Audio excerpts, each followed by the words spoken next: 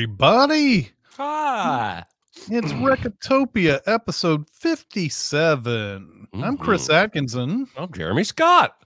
Yeah, and hello, chat out here watching us on a Tuesday. We're about to talk about Wag the Dog. That's a movie. Wow, I hadn't seen that since it came out in theaters, I don't think. Yeah, I don't think I had either.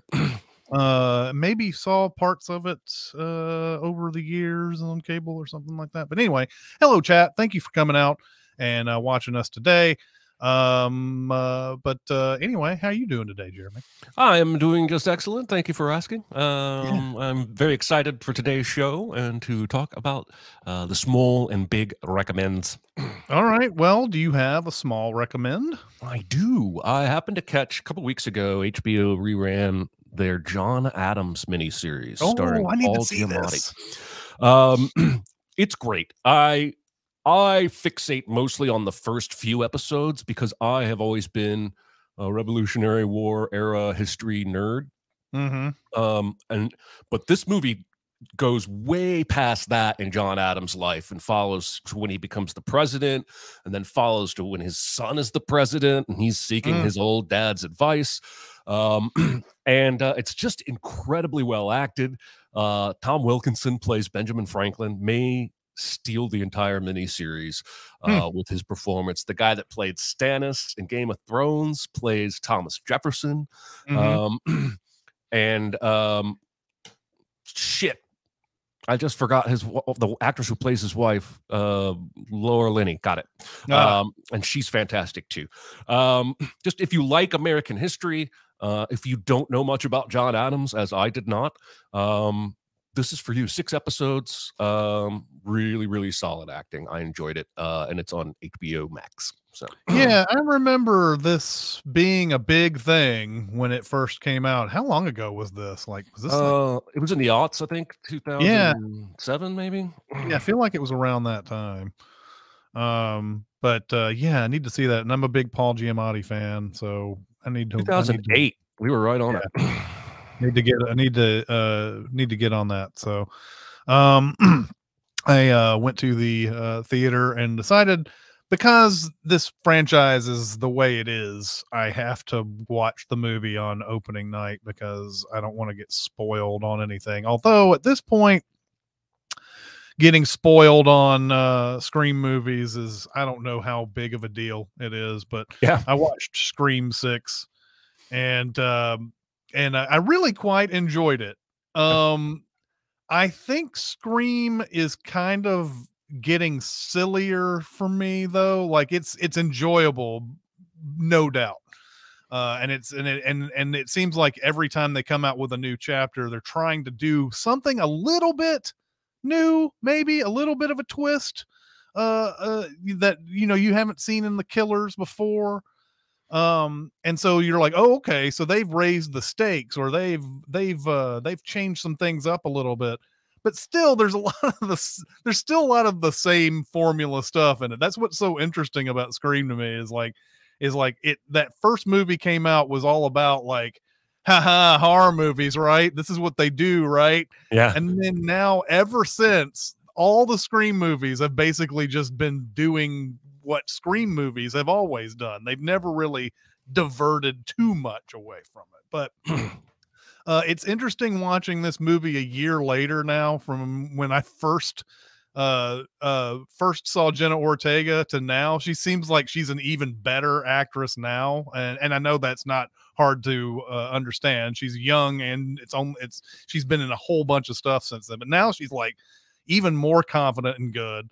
The whole cast is really fun, except there's one performance. I'm not going to bring up who it is because it might be spoilers for some, but I thought one performance was really bad. Some people are some people are like having a lot of fun with it. I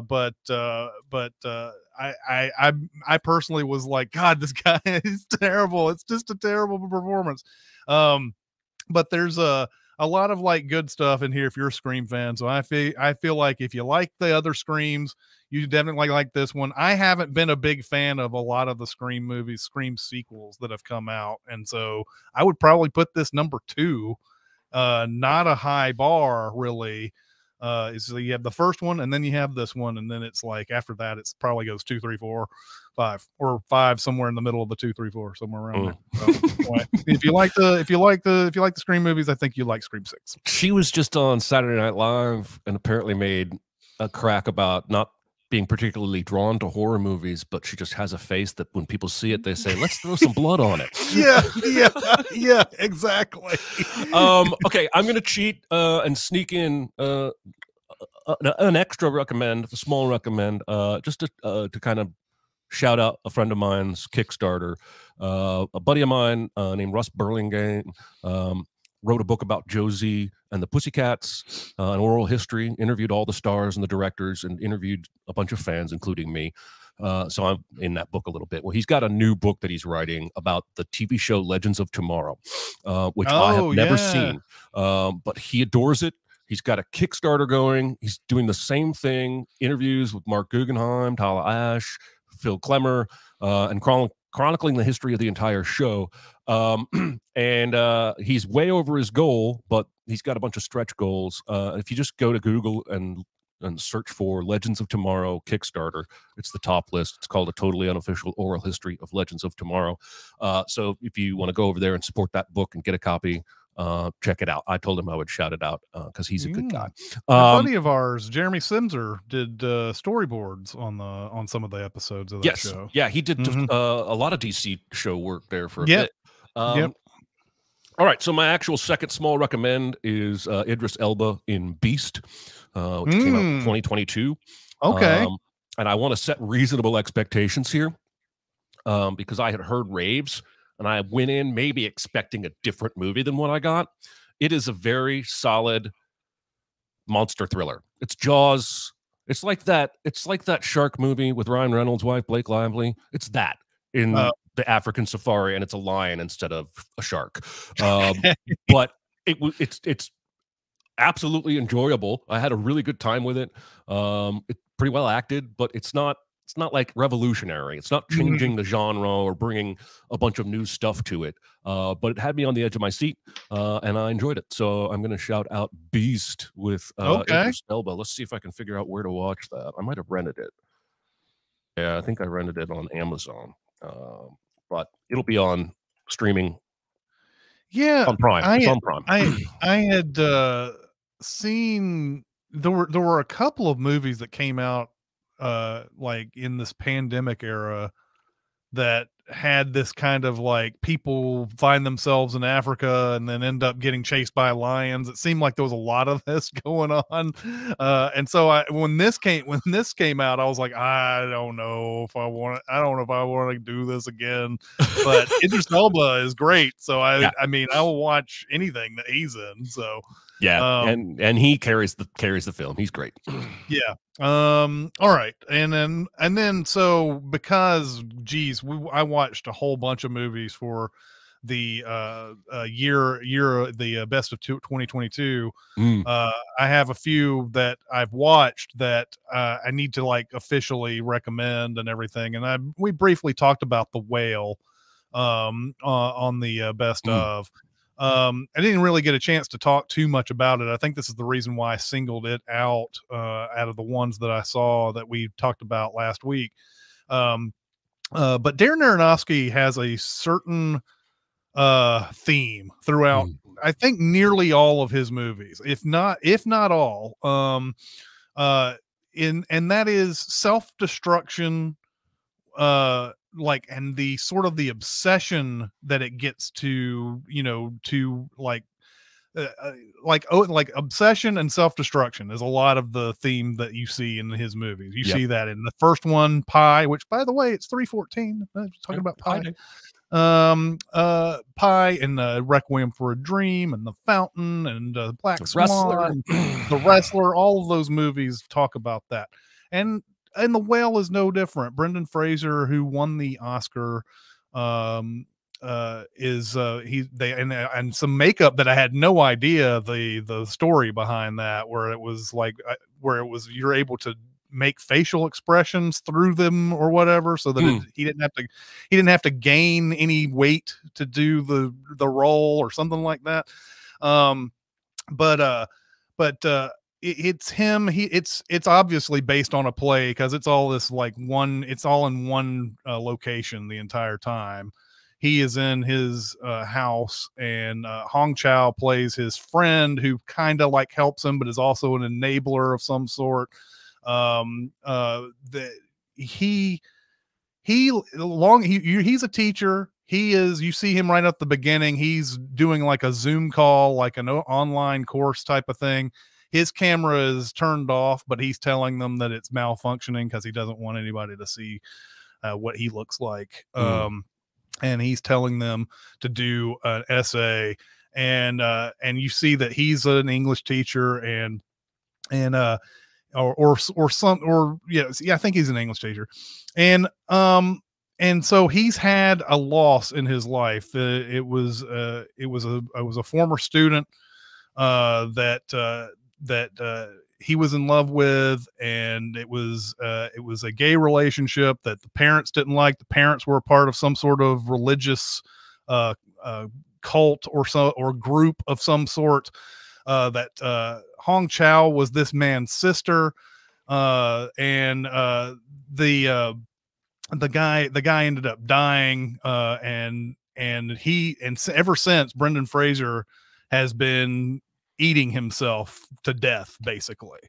And if you're used to Darren Aronofsky movies, it's not as like, it doesn't go to that like level of Jared Leto sticking a needle in his like open wound kind of gross. But there are moments where you're sitting there going, my God, man, don't do this. He's like eating pizzas constantly. Like pizzas are getting delivered to him constantly. Although the pizza delivery guy gets, is fun because he steals a lot. He doesn't steal scenes, but he comes by and he's always like, Brendan Fraser's always telling him to leave the pizzas outside. He doesn't want to take it himself. He's like, I got money in the mailbox, take the money, and then just leave the pizzas there and I'll get them. And so this guy's like, it's like, okay, man. And then and he's like, later on, he's like, my name's whatever. He's like, hey, hey, how's it going? Just want to see if you're okay. And stuff like that. And there's another visitor that keeps coming in, played by Ty Simpkins, who I had no idea it was him. He's grown up so much at this point. Ty Simpkins plays someone who is a representative of this church that his former lover used to be a part of, and that his parents were a part of, and everything. He's trying to get Brendan Fraser to convert or try to get him to the church. It's like, you can save yourself, from this lifestyle that you've brought to yourself and everything. And also he's got his daughter who he kind of wants to see for what he believes maybe his last days or whatever, played by Sadie Sink from Stranger Things, who's excellent in it. She's really funny in it. But like she comes over basically asking for help for her schoolwork or whatever, and he's like, okay, I'll do it.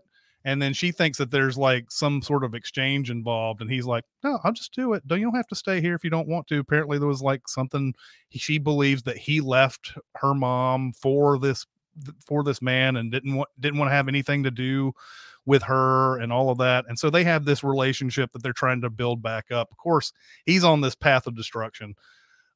This is, of course, as the best Brendan Fraser's ever been. It's heartbreaking. It's funny. It's like all the acting is great in it. I can't recommend The Whale enough. I think that you might like it. I don't know what the general consensus of this movie is, but I know that I really, really liked it, and I thought it was good. Yeah, it's interesting. I'm very curious to see it just for Brendan's performance. I have seen articles praising its depiction of obesity, and I have seen articles criticizing its depiction of obesity, and I am in no position to be a judge there. I'm not in any position of either, but I didn't feel like anything came off oversensitive or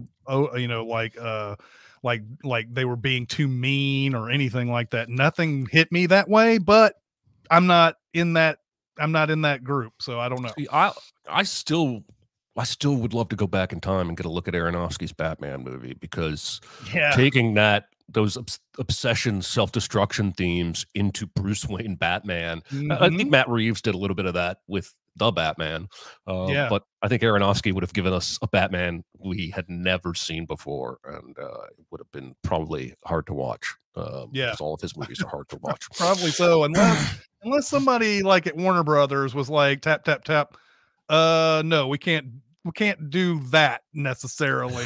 We can kinda imply some of this stuff is that so we never know what a studio might do to something like that. And that might be why Aronofsky, I don't know the whole story there. I remember him trying to do that, but Yeah, he it was might going to be the make a reason why year Aronofsky one. left. He was going to take that year one Was the run Frank and Miller? yeah, and adapt that.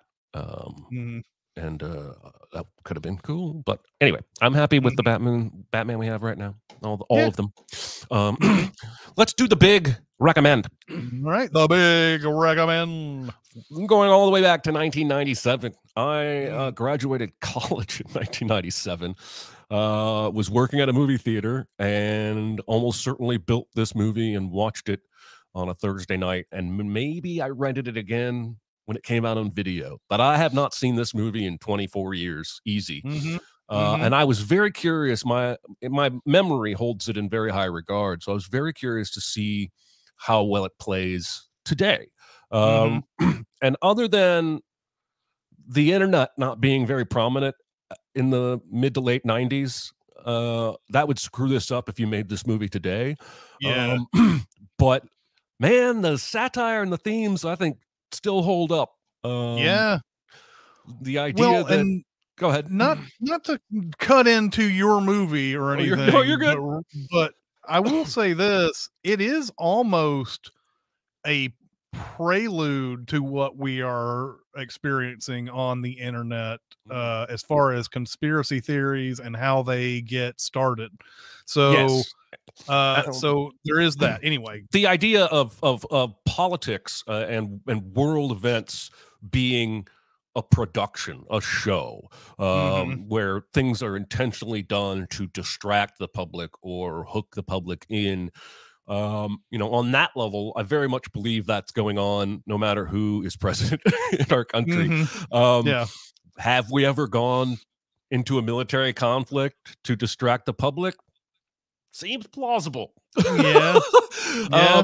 this movie is about just that, faking a war to distract the public for 11 days until the presidential election. It's about to break that the president spent 3 minutes in a back office of the Oval Office alone with a Firefly girl, which is a Girl Scout knockoff. Mhm. And she is accusing him of pretty murky. And I'm glad that the movie doesn't spell too much out there because, Yeah. again, that is not the point. But I will say this movie doesn't pull any punches. I've got a few that I'll point out as we go through it.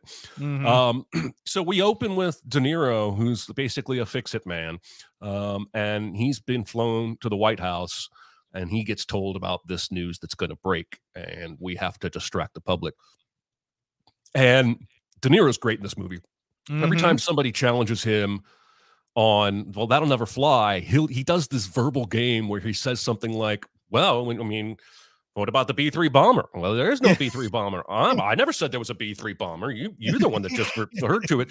And he consistently spins people around with this kind of circular logic, Mhm. and sort of pointing out how easy it is to manipulate people.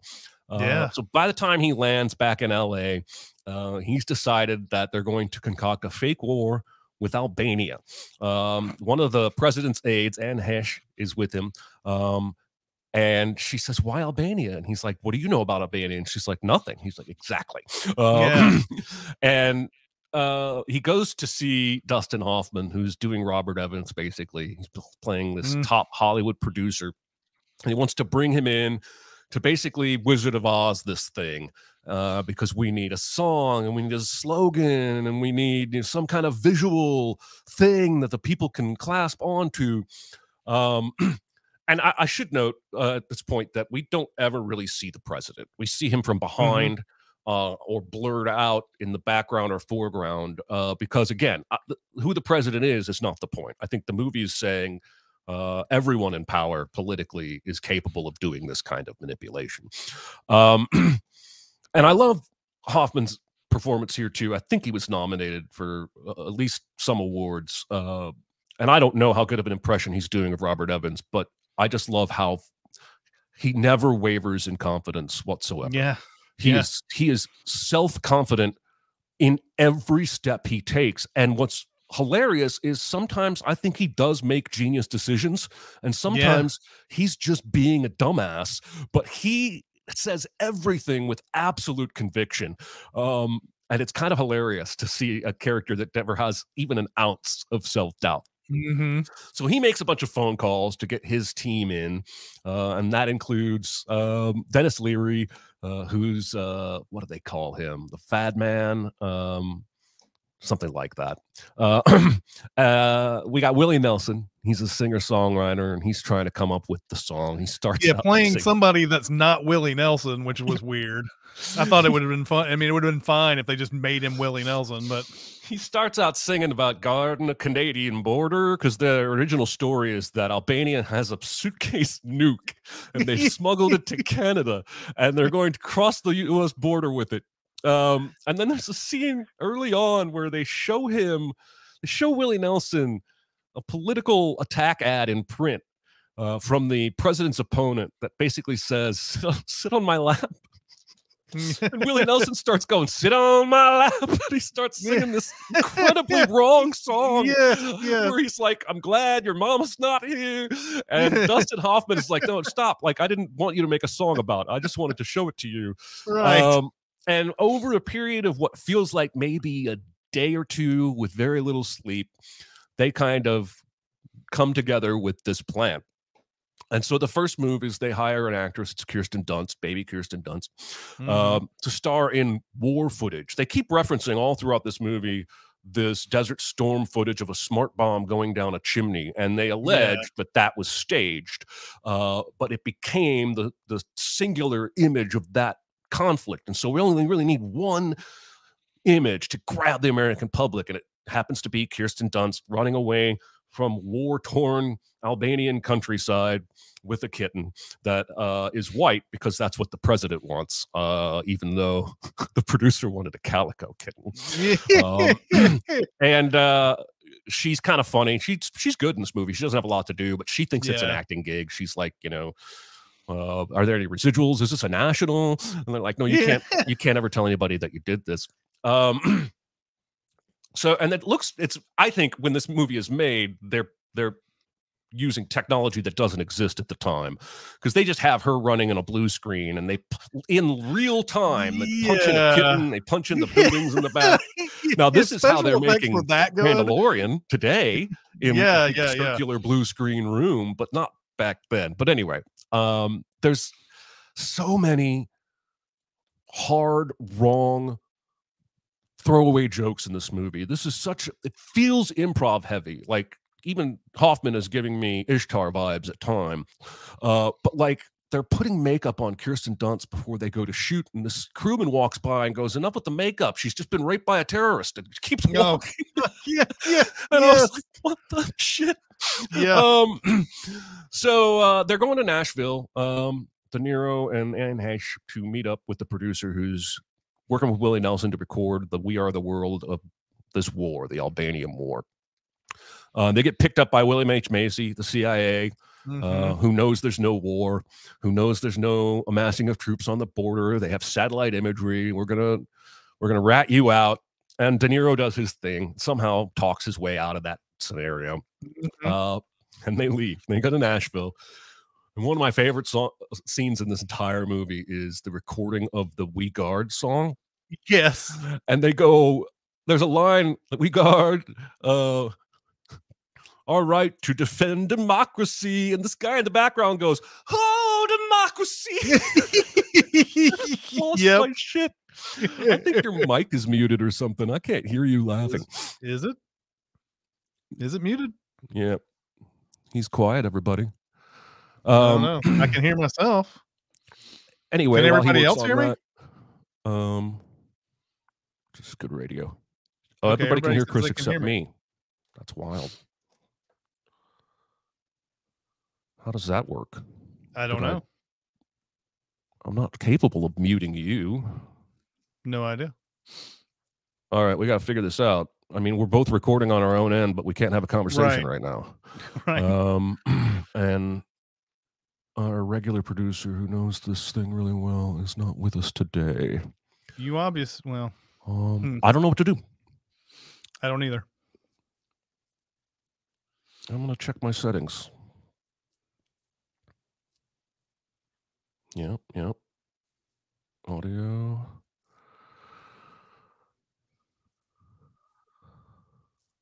I wonder if it's my headphones.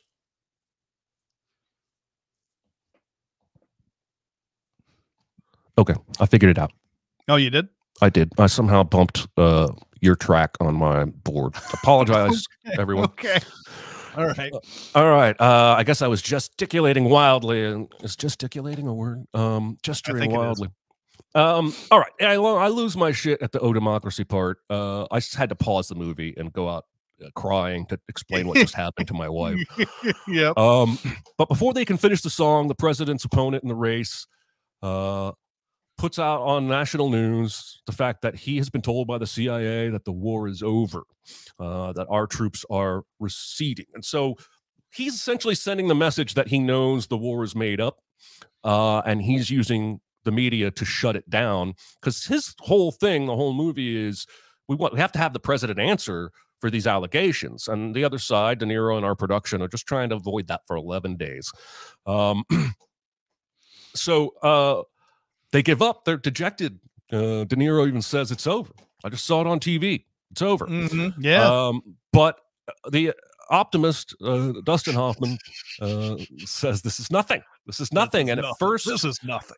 We don't believe he's got anything, because we've already seen this guy always believes there's a way, but then he comes up with a way. He and Dennis Leary figure out, okay, we need to create a war hero, somebody left behind enemy lines. Watching those two riff in that production studio is pretty awesome, as they come up with this good old shoe. And they decide, well, let's find a soldier whose name starts with shoe, like Shoemaker or something. And we'll take a photo, and it'll be like he's been being held by enemy soldiers in Albania. We'll release the photo to the media, and then we'll record this song. And they get a blues player with Willie Nelson. They come up with this good old shoe, which is actually a pretty awesome song. Yeah. And they make an old label for it and sneak it into the Library of Congress. And then I misunderstood how this went the first time, because I thought he was telling her, a staffer, get this reporter to meet you at a bar and then say, wasn't there an old folk song called Good Old Shoe? But when we see this event, they're in bed. They slept together. So I think he might have been telling her to sleep with the guy, which would probably only fit with the movie's themes, that people don't matter in the pursuit of, the political story we want to although tell. I don't know if that meant that they already had a relationship, and that it might have, and that he was like, well, when you're with him tonight, you say that. Or, I mean, I guess it could be that he's sending her off to do that. I don't know. I didn't quite catch that, but I was thinking the same thing on this. Was that was she being sent to sleep with him, or what? I didn't know. I was surprised when they were in bed. So they write this speech. Hoffman and Dennis Leary write this speech for the president to deliver.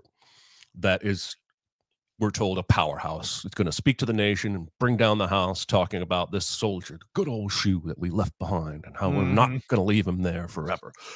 The president balks, because he doesn't like being told what to do in his speeches by people other than his own staffers, apparently. But so then Dustin Hoffman says, and I thought he was joking, but he says, get me 30 secretaries and meet me in the Oval Office and bring the president. And yes. The next we see him at the president's desk. The president kind of blurred out in the foreground, 30 female secretaries as the audience. And Hoffman gives this speech, and when it cuts to them coming out, they're all in tears, and it's implied, well, he brought the house down, so the president decides to do the speech. So De Niro and Hoffman go riding around town in a limo, tossing old shoes into trees for the next section of the movie, because they're trying to create their own tie a yellow ribbon around the old tree kind of moment. And they find a kid out there, and he gets in on the action, throwing it up there. Yep. They hear the good old shoe song they produced on the radio. And basically, that strategy works. It seems to jump several days at this point, where the song is taken off and people are throwing shoes all over the place, and the news is not talking about the Firefly Girl. Yep. And it's time to bring the soldier home, this shoeman. And there's a scene where you see Dennis Leary on the phone asking about special military units and soldiers named Shoe something. So they very clearly decided to get a real soldier whose name was such and such, and then claim that he was part of this 303 division that doesn't exist. But the reason nobody says it exists is because it's just that secret. That's their story. Right. They even come up with a song for the fight in 303 or what have you. And there's this great early moment where they show Woody Harrelson as the hostage. He's playing Schumann, the soldier, and he's got Morse code tears in his shirt that says "Courage, Mom." So then, of course, they make a "Courage, Mom" country song. Yes, you have courage, Mom. And so we get to the part where they have to meet the soldier, and he's brought on the plane, and he's in chains. And Anne Heche runs out after the soldier. Why is he in chains? Because he's a convict. And they hand her a folder. Because, of course, they didn't think through any of this. And they have a man who's been in military prison for 12 years. And again, there's some really hard jokes in this section where they're... One guy's looking through the folder, and Anne Heche is like, well, what did he do? And he's like, well, he raped a nun. He's like, oh, my God. So they have another "this is nothing" moment where we have to try and somehow present this guy to the public. Their original plan was to have a kid run up and smear meat on his shoes so a dog would run up and follow him and love the soldier. He also turns out to need... serious psychotic meds every 4 hours, so it's harder and harder for them to present this guy to the public. Fortunately for them, the plane crashes, and they ride on a piece of farm equipment to a gas station. And I want to point out here that there's a running gag Anne Heche does about insisting they not work with any undocumented immigrants. And early on in the movie, they were like, what's the scandal? Does he have a undocumented housekeeper? And like that is a big no-no. And despite the fact that all movie long they are breaking all kinds of laws, she continues to insist we cannot work with she even has the driver of that farm equipment sworn in by a judge as a citizen, just so they can technically say we didn't work with any undocumented immigrants. So while they're at the gas station, making some phone calls, figuring out their stuff, no one's paying attention to what Schumann is doing, the psychotic military prisoner.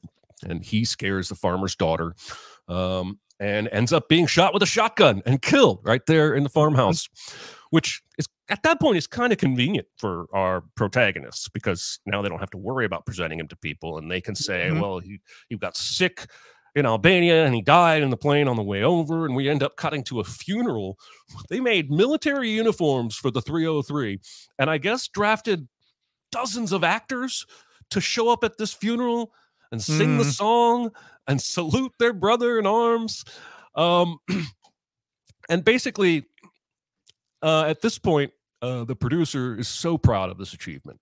He's so proud that he realizes he can't not take credit. And De Niro's like, well, you knew you couldn't take credit. When you knew all along you couldn't take credit. This is, you can't ever tell anybody about this. And, and Hoffman is like, fuck it, I'm taking credit. Goodbye. And he walks out, and we see De Niro nod to this Secret Service guy, and they put Hoffman in a car. And then we cut to De Niro showing up at Hoffman's house for his funeral. And the movie ends with a news report that there's a militia group in Albania that has claimed responsibility for a bombing there, and so the U.S. will be sending troops back in to finish the job. And we're not sure at that point if they really are, or if someone has just started back up the production. But it is suggestive that there is always some kind of political theater going on, and the Yeah. game never stops. Mhm. What was your opinion of Wag the Dog this time through after so many years? I mean, it's still funny and it's stunning, like what's going on in this movie. Now, there is a debate going on in chat as to whether this could work today with the internet and like people from Albania themselves saying there's not there. They would tell you that morning there's not a conflict going on here. I don't know. I think we live in that kind of world where people believe anything that they're told on whatever news source that Yeah. they are told. Just depends So where they like get that information. Yeah. exactly. So like so if you said this went on any kind of cable news channel at all that people trust, you're going to have a section of the population that says that definitely is happening and you need to open up your eyes. And if you got on Twitter, you're going to have people who are like, here are some pictures from Albania. And of course, they're going to be sometimes they're going to be using pictures from some other conflict to make it look like it's from Albania or whatever. Like these type of things happen all the time. There are people who believe that there were Chinese troops in Canada ready to go over into the US there for a while. I mean, just look at the January 6th thing that happened at the Capitol and how many different interpretations there are firmly held in minds of people that are on opposite ends of, but we all saw it. There's video footage, and there are people who don't believe that was real. So I agree. I think the internet would complicate De Niro and Hoffman if they were doing this today, but I still think they'd find a way. They'd have to do it a little bit more artfully. They'd have to try to figure out their way. They'd have to have some people who work with them on Twitter who have a lot of followers and whatever to kind of like help this along. And that even in the movie itself, when they're talking about this fictitious B-3 bomber or whatever, the reporters, they don't even, I don't know if they tell the reporters, like they tell at least one person to start asking about it, but it looks like the whole reporter pool has started to ask about it because they've gleaned in on it. And De Niro says something like, it's great to have people in the field or whatever. I don't know if it means that he paid all of those reporters to ask about it, or if it was because they all just picked up on the fact that there was this B-3 going around. And I honestly think you could read that either way, honestly. Yeah. Yeah. So yeah, I mean, maybe not in the way it's shown in this movie could it happen, but I think it could happen with some more artful ways of doing some of the things that the way we use the internet these days. But I think this whole thing's funny and really like super dark all the way through. Remember what we're doing here. We're protecting one man because he did something fucking awful. Yep. And we're like getting the whole world in a tizzy over this war that's not even happening. And I think if you did this in real life, like enough, you would probably start real conflicts. Yeah. And it would because there would be people who would just pick up on things and be like, it would just, I think sometimes the fake it until you make it is going to actually happen. Dustin Hoffman is great in this. I can't help but mention that Dustin Hoffman is kind of in trouble these days for the things that the president is in trouble for in this movie. It was hard not to see the parallels there, but he is terrific in the movie.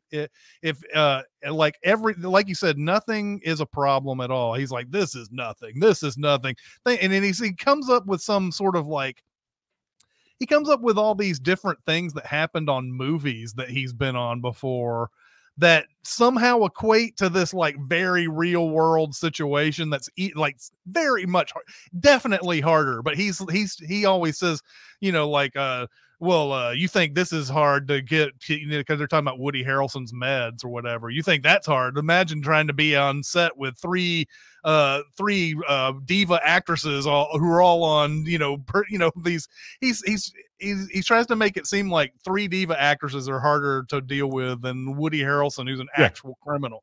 And things like that. So he is terrific. He did get an Oscar nomination for this movie. and this was his I think it was his second turn with Levinson. They shot this movie they were shooting Sphere, Yeah. and then they halfway through it, like I guess they had to stop, kind of like Castaway.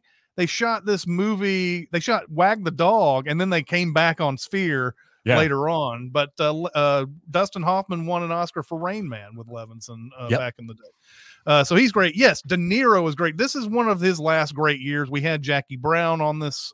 We did Jackie Brown on Recotopia. I think this is one of the last great De Niro years. He's had sort of a comeback recently where he's been playing sort of these side roles and everything. And he's good in those, I would say, but he's not like this, where he's taking command of a whole movie. You already mentioned, I love the fact that he makes a whole thing up about this B-3 bomber and then has people arguing about the B-3 bomber. Basically coming up with something that doesn't exist and then having people argue about it as to whether, like, that's genius to me. And that's stuff that I think happens all the time. I think we see this all the time. So yeah, I really, really did enjoy this movie. I think the first time around I liked it okay, but now seeing what this movie has, had on its mind and everything, I think it's pretty brilliant overall. So I really, really dug it. It's no surprise to me that David Mamet is one of the screenwriters here. Because the script is just crackling. I love the part where Dustin Hoffman goes, it's all about thinking ahead. Thinking ahead. That's what being a producer is. And De Niro, without missing a beat, goes, it's like being a plumber. And he goes, yes, it's like being a plumber. And I feel like thinking ahead and being a plumber are not the same. Like, I feel like they're almost in this instance opposites. But Hoffman is just so gung-ho about everything. He doesn't even hear what's being said, or at least process. It's like, yes, you're agreeing with me. I agree with you agreeing with me. There's a part where they offer him an ambassadorship and he says, ambassador to where? I don't even like going to Brentwood. And that cracked me up. He just has a lot of great deliveries. The movie's full of not yet famous people. Harlan Williams is in this. David Kuttner is in this. Kirsten Dunst, of course, was probably a little famous, but she was still real young. John Michael Higgins was not famous yet. John Cho is in this movie for like a half a second. I love the why change horses midstream, which is the president's name. They have 5 different ads basically that are all the same thing, changing horses in midstream, which I believe was the Abraham Lincoln. It was. Slogan that they've used. They use like a bunch, and seeing that same ad over and over again is hilarious. It gets more and more hilarious as it goes along, because you see that ad right at the beginning and you're like, okay, this is your typical political ad, and then it's like a completely different scenario later, but they always end up on the same thing by the end of it. I just love the idea that they're using a 200-year-old slogan. Like, how many people in the U.S. in the 90s are even familiar with, like, have experience crossing a stream on a horse? Like, the imagery makes sense. I don't want to get off this horse in the middle of the water to get on that horse, but it's still 200 years old. It's outdated as hell. I get the sense, by the way, just bringing back the William H. Macy part of this. I know that William H. Macy was a part of whatever theater that David Mamet started way back in the day. So I'm wondering, like, because you would see this in the 90s a lot. Like, maybe Mamet wasn't the power player on a movie, but he was the script writer. But it always seemed like a Mamet player would end up in that movie. And I guess maybe a producer was like, you like doing Mamet dialogue, let's put you in here or whatever. Maybe it's something like that. But the William H. Macy scene feels like the most Mamet part of the movie. It does. When he's like, there's no such thing as good flan or bad flan or something like that. That was a Mamet line.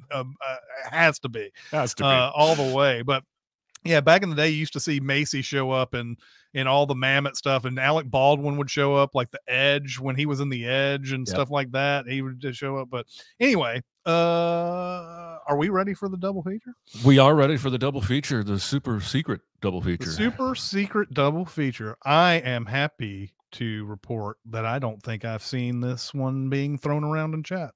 Nice. I will go over the ones that I thought of at first, though. There's a really obvious one, and that's Primary Colors. It came out in the same era. Primary Colors was a very thinly veiled Bill Clinton a book written by an anonymous. It was, I mean, it was pretty much dead on Bill Clinton and the stuff that he was dealing with. The things that he did and had to cover up in Primary Colors. Don't want to make it sound passive. But I even thought of, I'm trying to think if there was another one that I thought of on this one. I'm seeing some good ones on here, like Dave is being thrown about. That's a good one. Yeah. I was actually trying to think outside the box and think about the sort of like the way you can look at this movie as everybody has a role, like as if they're on a film. So like that's been said about Inception. So Inception has like a kind of a weird connection with this movie, and the fact that in Inception everybody's playing a different kind of like a production person on Inception. So I thought even that would be a pretty cool one. But in the end, I ended up on Argo for this one. Oh, beautiful. The idea that they people hire Hollywood to help them out with a political situation really seemed like the best course on this one. And in fact, I thought this was going to be so obvious that people would just be like Argo, Argo, Argo, Argo, Argo on the chat. So I was happy to see that wasn't being mentioned on this one. But such a good yeah, I think Argo would be a really good double feature. So there you go. Man. That's a good pick. I thought Primary Colors was the most obvious if you were going for on the nose, but you and I don't tend to go on the nose. But I didn't think of Argo. Very good. Yeah. All right. Okay, so for next week is going to be different because we have Sin Week is happening. So we're not going to have our regular Tuesday live show. We're going to be doing John Wick 4, but that's going to be Saturday, I believe, next Saturday. Yes. For people who are listening to this show later, who see this on Monday, that would be this Saturday. We would be doing the live show, but it's let's give them a date, like the 25th. Would it be the 25th? I think it's the 25th. Yeah, so it'd be the 25th that we'll be doing a recording about John Wick 4, and that will be the next one. So homework is to watch John Wick 4 on the day that it comes out, and then and then literally, if you want to listen live, you really literally need to see it Friday night, the night it comes out, or the Thursday night prior. But if you listen to the show a week delayed when it airs to the public, you have a whole week or more, so you should be okay. Yeah. So oh no, wait, that's the not next true. one. You'll only have 4 days because it's going to tape on Saturday and release on Monday. Yeah, it'll be like immediately after that. Yeah. Listen, John Wick 4 is going to be awesome. Just go see it. Yeah, exactly. So all right, there you go. We have time for a few questions here. Sure. Apologies if it's already been asked, but as former cinema managers, how do you feel about tiered seat pricing? Smart business move or elitist BS? I don't understand. Okay, here's the thing. We know that these movie theater companies have probably looked at a bunch of data, and they have come to the conclusion that if they charge more for certain seats in the theater, that they're going to make X amount of dollars more than they would. And they're not, they're probably even factoring in people who are turned off by the idea, and they still make more money doing this way. So as a financial idea, probably a good one, I'm guessing. For me as the customer, though, I don't see why this is a big deal, like why this is something that anybody needs to do. I'm not going to go out of my way to buy the best seats, quote unquote, in a movie. There's sometimes I buy the worst seats because I don't want to be around anybody when I watch a movie. Yep. So there's a lot of things here. I don't think this is like a live experience. Like, I think a lot of times we equate this to a live experience where, well, you're paying for the closer seats or whatever. And in a movie theater, you're paying for, I guess, the middle, somewhere in the middle to the top, somewhere around there. That's the best seats. I don't like this at all. I don't think this is, it doesn't feel like a smart business move to me. If I'm answering this question correctly, I'm sure, like I said, they have data in front of them that says this is going to work, but I don't know. You're charging more for a situation where there's very few seats that are so much better than the ones that are the worst, that it makes paying for a little bit more of a better seat. It makes it worthwhile. I don't get it. I don't get it either. And I don't necessarily think that the data they have in front of them is foolproof. No. It's got to be speculative. For instance, I would much rather sit in the top row back than in the dead middle, where Same. So I don't think they understand every customer as well as they think they do. The problem for me is that let's say they identify the middle seats, the dead center bullseye of the auditorium, as the premium seat. They're not going to lower the price of the other bad seats. They're going to jack the price of the premium seats up.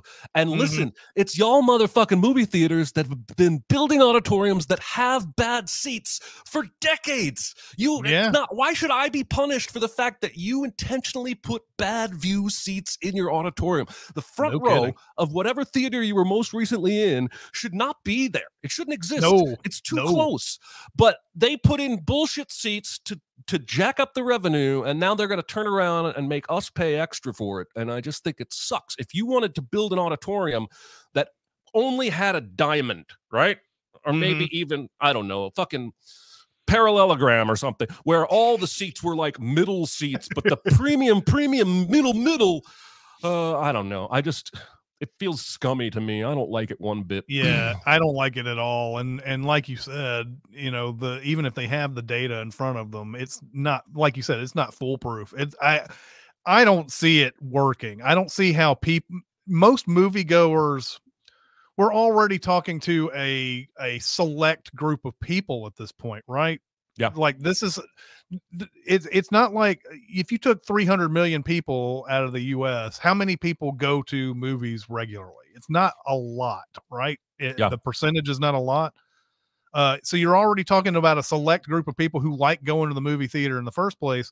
And are you enticing more people to show up with this, or are you making more people upset? I also think this is going to cause a problem, an even bigger problem with in auditorium relations between customers, because there's going to be those assholes who go in and sit down in the seats without paying for the premium price. Yep. And there's going to be somebody who shows up saying, I paid X amount of dollars, instead of instead of getting into a confrontation about it. And I don't think there's too many confrontations about this. I think most of the time you say, my seat is here, people get up and go. But there's going to be some situations where people have bought that extra money, and you're going to give them, make them feel entitled to those seats. And I think there's going to be, I don't know, there seems like there's going to be some more problems going on. It's also going to make those ticket holders entitled. Like, they're going to feel like somebody in a nearby cheap seat making too much noise needs to quiet down because I paid extra for this fucking seat. Right. So yeah, I hope it fails like Movie Pass and they have to backtrack it. But I'd be okay if they just took out all the shitty seats in the auditorium and then wanted to charge tiered pricing. But if you're going to leave those shitty seats in there, then this is kind of scummy. Yeah, exactly. All right. Well, I'm going to save the recasting question for a future week. It's fun, but I think we'll take too long to get through for now. So the other question we had that we can talk about for a couple minutes is, do you guys have any general Oscars thoughts or reactions? I mean, I was overall happy with the Oscar thing. You get on Twitter and people are like, didn't want Jamie Lee Curtis to win because they either wanted Stephanie Hsu or Angela Bassett to win. And I understand that, but the thing that upsets me about stuff like that is, can't you just say, I'd rather have this person win instead of going after Jamie Lee Curtis for winning? Like, that's not even in her, it's not even in her power. Yeah. Nothing in her power there. Like, she, so it seemed like a lot of people were going after Jamie Lee Curtis just for that. But I was fine with that. I wish it could have been like sort of a co-win, or Angela Bassett winning would have been terrific. I would have been fine with that too. Everything Everywhere All at Once was my favorite movie of the year. And Angela Bassett winning for something like Wakanda Forever doesn't seem like the best thing ever, but like I would have been fine with Angela Bassett winning because I've loved her forever. But Yeah. Anyway, I was generally happy with that broadcast in general, and with who won and what won. I mean, this one was one of the most predictable Oscars there was in a long time. I mean, when I did Aaron Sposker's thing, I like messed probably 100 of them, but like the main ones, everyone pretty much kind of knew who was going to win, except maybe the best supporting actress category. But Yeah. There's the thing about the Oscars these days is that there's not much that's not much that's like secret or like surprising anymore, really. I mean, occasionally there are.